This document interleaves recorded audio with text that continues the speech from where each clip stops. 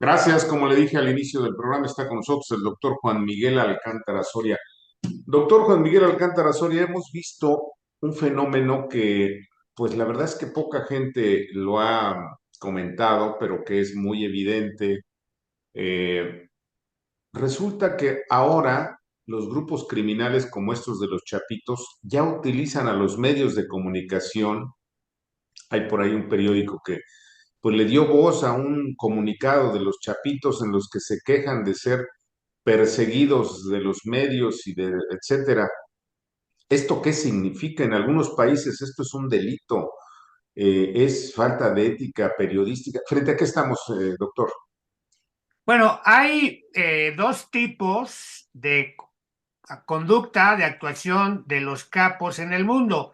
La Ujú. mayor parte, especialmente los italianos, con toda la escuela que formaron en Europa Occidental y Estados Unidos, son muy discretos, no buscan espacios en los medios públicos, buscan pasar de muy bajo perfil. En cambio, los chapitos, desde su padre, que se ha vinculado con artistas, con medios de comunicación, han roto con esta manera de conducirse ya más ostentosa, más visible, y bueno, sí le significa corridos refiriéndose a ellos, series de televisión, telenovelas, etcétera. Lo cual tiene ventajas y desventajas. Sí generan a un público encantado, seducido por aquello de que más vale 3 años como rey que una vida como buey, pero por el otro lado también implica que esa mayor exposición de los capos, particularmente de Sinaloa, distinto a los de Jalisco, de otros lados, que son mucho más discretos, sí significa, por supuesto, pues que tienen están empoderados o envalentonados porque se sienten traicionados por López Obrador. Ellos sienten que tenían acuerdos que están siendo rotos y están haciendo un reclamo público. Y bueno, ahora se dirigen hacia los propios medios de comunicación diciéndoles, bueno, ¿por qué nada más nos exponen a los chapitos o a los que tenemos alguna pertenencia al grupo de Sinaloa y no lo hacen con nuestros adversarios, los otros cárteles que funcionan en México? Bueno, pues precisamente porque de entrada hay dos comportamientos muy distintos en relación con los medios, pero por supuesto, esto también genera más presión sobre López Obrador.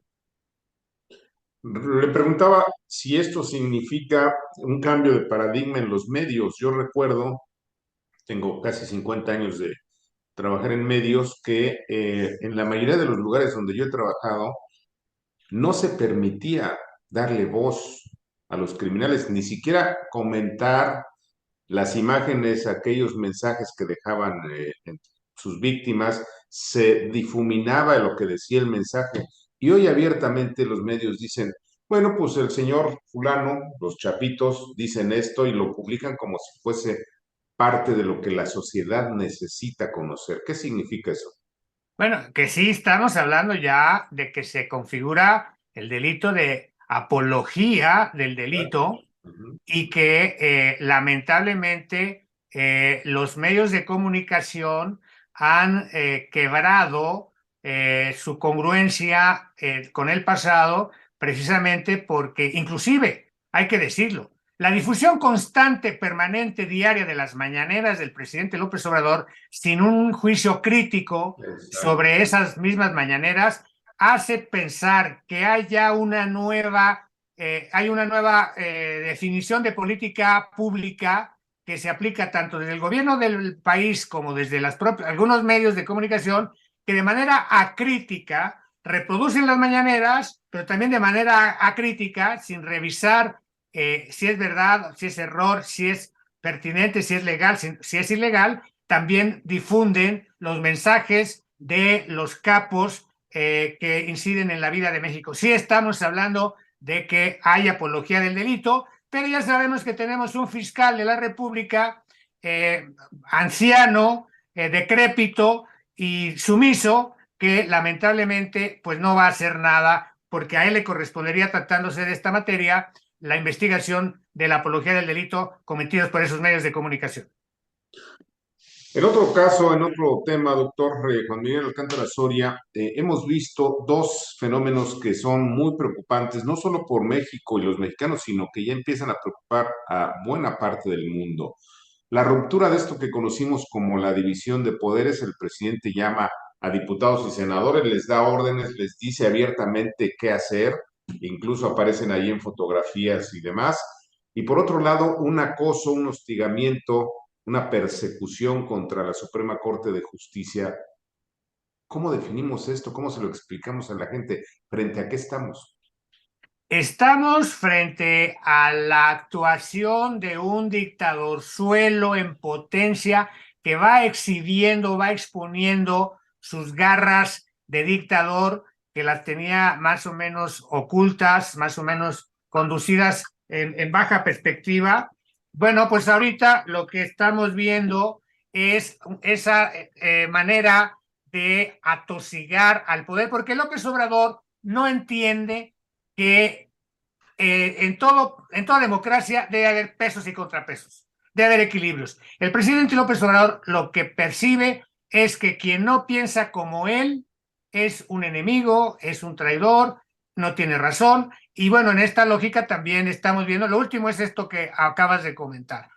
Ante el anuncio de la ponencia del presidente López Obrador, de la ponencia de la Suprema Corte de Justicia, de que la ponencia es que se va a declarar inconstitucional la primera parte del plan B electoral, ahora alegan que la Corte está violando la división de poderes porque se está rogando atribuciones que corresponden al Congreso de la Unión. Hay que decirle al presidente del país, como dice el expresidente del INE, Lorenzo Córdoba, que lea la Constitución. Pero el problema de López Obrador es que no lee y que no entiende la Constitución. ¿Dónde están los partidos opositores, doctor Juan Miguel Alcántara Soria? No he visto ninguna movilización en torno a la Corte, no los he visto haciendo una valla para evitar este hostigamiento. Cada vez es más brutal la persecución contra ministras y ministros que pues no son afines al gobierno. ¿En qué va a terminar esto? Bueno, los partidos de oposición están extraviados, están perdidos, están viéndose al ombligo. No están asumiendo la tarea elemental que les corresponde, que es convertirse en una alternativa real al obradorismo, a la 4T. ¿Por cómo se explica esto? Pues porque los partidos de oposición hoy están dedicados a defender intereses bastardos, son estas mafiocracias que se han empoderado, que se han adueñado, apropiado de los partidos políticos y que no están leyendo los signos de los tiempos para poder convertirse en alternativas creíbles para la ciudadanía mexicana. Hay que reclamar esto a los partidos que entiendan el momento crítico que vivimos, que la democracia exige que se sepa pensar, deliberar, discutir, y lo que hay que estar buscando son precisamente las propuestas, los diagnósticos, las prioridades que deben ser atendidas por los partidos políticos y luego después también ya presentar alternativas de candidatos a todos los cargos de elección, desde presidencia de la República, gobernadores, legisladores, alcaldes,